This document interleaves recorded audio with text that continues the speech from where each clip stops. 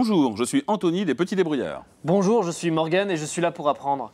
Dis-moi Anthony, on n'a jamais encore fait d'expérience avec des plantes. Alors, je suis venu avec une carotte pour qu'on puisse faire une expérience avec la carotte. D'accord, bon, je suis désolé de t'annoncer, mais ce n'est pas une carotte, c'est du céleri branche en fait. Du céleri branche qui est un peu fané d'ailleurs parce qu'il a dû avoir chaud dans la voiture, peut-être rester fané.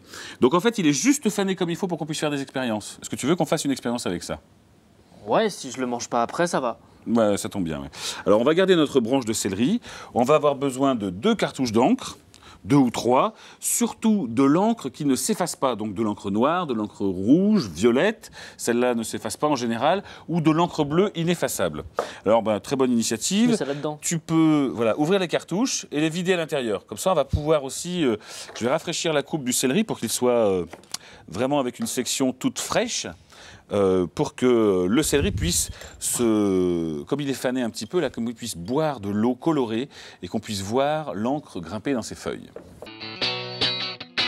On mettra le céleri dans de l'eau, dans le pot qui est avec l'encre là. Mais si tu veux, tu peux ranger ton pot s'il te plaît, puisqu'on a préparé déjà un céleri à l'avance pour qu'on puisse faire l'expérience.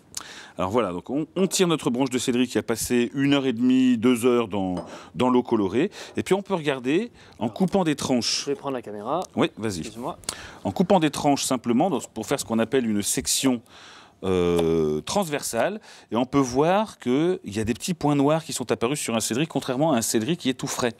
Alors, si on regarde les feuilles aussi, je vais montrer ça. Regardez. On voit même les tiges qui sont complètement... les canaux à sève qui sont complètement remplis d'encre noire. Alors, à ton avis, comment ça se fait que l'encre soit arrivée jusque dans les feuilles du céleri branche ? C'est certainement parce qu'il avait soif. Voilà, oui, on a vu, il était fané, donc il avait soif.